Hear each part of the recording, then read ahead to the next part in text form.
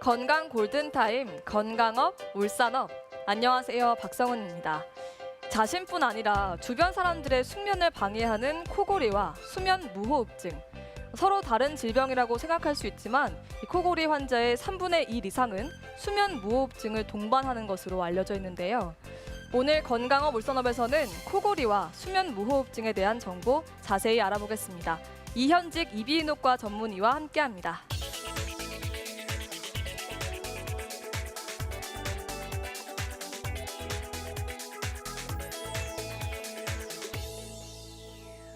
네, 선생님. 수면 무호흡증을 앓고 있는 환자가 어느 정도나 될까요? 최근 보고에 의하면 우리나라 성인 기준 약 30대에서 70대 사이의 성인분들을 대상으로 했을 때 수면 중에 호흡 장애를 유발할 수 있는 분들은 남자의 경우는 한 27%, 여자의 경우에는 한 16% 정도 된다는 보고들이 있습니다. 또한 이러한 수면 호흡 장애를 가지는 분들 중에 수면 무호흡이 있으면 주간 졸음증을 많이 호소하거든요. 이러한 증상들을 가지고 있는 수면 무호흡증 환자들은 전체 남자의 한 5%, 여자에서는 3에서 4% 내외로 상당히 높은 빈도를 가지고 있는 질병이라고 할 수 있습니다. 이런 분들은 주로 이제 가족분들에 의해서 주무실 때 숨이 끊기는 증상 때문에 오기도 하고 본인이 굉장히 주간 졸음증을 많이 호소를 해서 수면 무호흡을 진단하기 위해서 병원에 내원하시기도 합니다.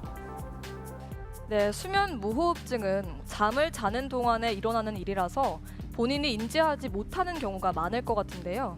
실제로 환자들은 어떤가요? 코골이나 수면 무호흡증 같은 경우에는 본인이 주무시면서 일어나는 일들이기 때문에 본인은 인지를 못하는 경우가 대부분입니다. 하지만 예민하신 분들 같은 경우에는 인명기에 우리 잠이 약간 들라고 할 때 본인의 코 고는 소리에 놀라서 잠을 깨서 오시는 분들도 있고요. 또한 깊은 잠에 빠졌을 때도 수면 무호흡 자체가 지속돼서 오래되게 되면 우리 몸은 계속 숨을 안 쉬기 때문에 뇌에서 각성을 시키게 됩니다. 그래서 자주 잠이 깨는 순간들이 생기게 되고 이러한 증상들이 계속 지속돼서 불편해서 병원에 오시는 분들도 많이 있습니다. 네, 그렇다면 이 코골이와 수면 무호흡증이 특히나 잘 생기는 환자의 특징이 있을까요? 코골이와 수면 무호흡증은 이 상기도 부분이 좁아지면서 발생하는 것들이 대부분의 이유이기 때문에 환자분들의 특징은 우리가 입을 크게 벌렸을 때 편도가 크다든지 목젖이 많이 처진다든지 혀가 굉장히 두꺼운 경우에는 이 구인두라고 해서 이 부분의 공간 자체가 좁아지기 때문에 이런 특징들을 가지는 환자분들이 많고요. 또한 코부터 시작해서 공기의 흐름이 시작되기 때문에 만성적인 코막힘을 일으킬 수 있는 질환들, 비중격 망곡이라든지 만성비염, 촉농증, 코에 생기는 물혹과 같은 그런 질환들을 가지고 있는 경우들이 많이 있습니다. 뿐만 아니고 이 비만할수록 더 수면 무호흡은 심해지기 때문에 이렇게 조금 체중이 비대한 분들이 더 수면 무호흡증의 증상들을 많이 갖고 있는 경우가 많습니다. 네, 그러면 이런 환자들이 병원에 내원했을 때 어떤 검사를 하게 되나요? 병원에 처음 수면 무호흡 환자들이 내원하시게 되면 앞서 이야기 드린 것처럼 이런 상기도 쪽에 좁아지는 분을 관찰하기 위해서 이학적 검사라고 해서 코 안을 살펴봐서 막히는 부분이 없는지, 그리고 입안을 통해서 우리가 편도가 크다든지 목젖이 처진다든지 혀가 두껍다든지 하는 이학적 검사들을 통해서 전체적인 해부학적 구조를 먼저 파악하게 됩니다. 이후에 수면 다원 검사라고 해서 병원에 하룻밤 주무시면서 여러 가지 우리가 기구들을 달고 주무시게 되고 이를 통해서 우리가 수면 무호흡이 심하다 안 심하다 하는 정도를 파악할 수가 있게 됩니다. 마지막으로 우리가 수면 내시경이라고 해서 코부터 시작해서 이런 목으로 넘어가는 이 기도 부분들은 주무실 때 모양이 다 다르기 때문에 정맥마취제를 통해서 일부러 약간 재운 상태에서 가느다란 내시경이 코로 들어가서 어느 부위가 많이 막히는지를 보는 폐쇄 부위를 관찰하는 수면 내시경 검사도 환자분에 따라서는 간혹 시행하게 됩니다. 네, 제가 듣기로는 수면 무호흡증이 집중력이나 또 기억력계까지 영향을 미칠 수 있다는 얘기를 들었는데요. 그렇다면 뇌 손상을 일으킨다고 볼 수도 있는 건가요? 네, 수면 무호흡 환자들의 대표적인 증상 중에 하나가 주간 졸음증을 많이 유발하게 됩니다. 왜냐하면 주무시는 동안 효율적인 수면을 못하기 때문에 낮에 활동 중에 계속해서 졸리게 되죠. 이러한 주간 졸음증이 지속이 되게 되면 아무래도 업무의 효율도 떨어지고 학생들 같은 경우는 학업의 능률도 떨어지게 됩니다. 지속되게 될 경우에는 우리가 단기 기억력이라든지 판단력, 집중력들이 다 떨어지게 되고 이런 증상들이 계속 오래 지속되게 되면 정신과적으로 불안장애라든지 공격적인 성향에도 영향을 많이 미친다고 되어 있습니다. 하지만 수면 무호흡 자체가 뇌 자체를 손상시킨다는 보고는 아직 없고요.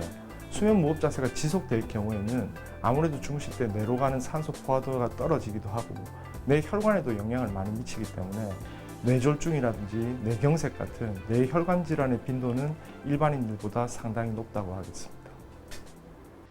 이 외에도 수면 무호흡증을 방치하게 되면 어떤 증상이 나타날 수 있을까요? 네, 수면 무호흡증은 일단 심혈관계 질환하고 굉장히 밀접한 연관을 가집니다. 우리가 수면 무호흡증 환자들 중에 50% 정도는 대부분 고혈압을 가지고 있고요.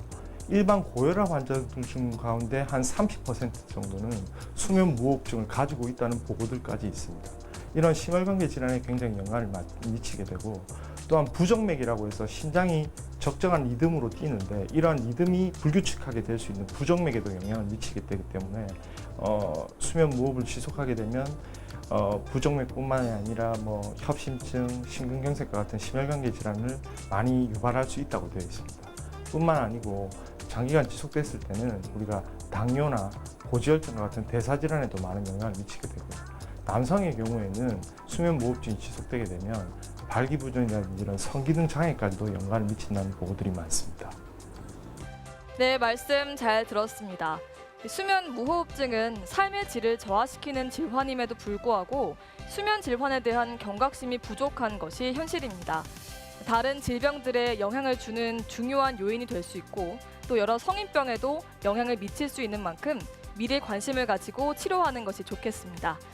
내 몸을 지키는 힘, 건강업, 울산업. 오늘은 여기까지고요. 요가 동작 함께 배워보시면서 건강한 하루 보내시기 바랍니다. 감사합니다. 오늘 저와 함께 배워보실 자세는 틀어진 골반을 바로 잡아주면서 척추의 유연성을 향상시켜주는 기울기 자세입니다.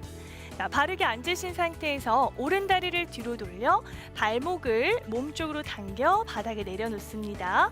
왼발은 허벅지 안쪽에 붙여주시고요. 양쪽 무릎 일직선에 맞춰주세요. 그대로 양손에 양쪽 옆 바닥 가볍게 놓아주시고 마실 때 왼팔을 머리 위로 들고 내쉬는 호흡에 오른손 길게 밀어내며 기울여줍니다.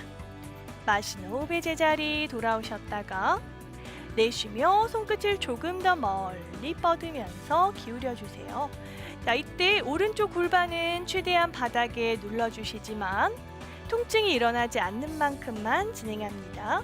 천천히 10번 반복해주세요.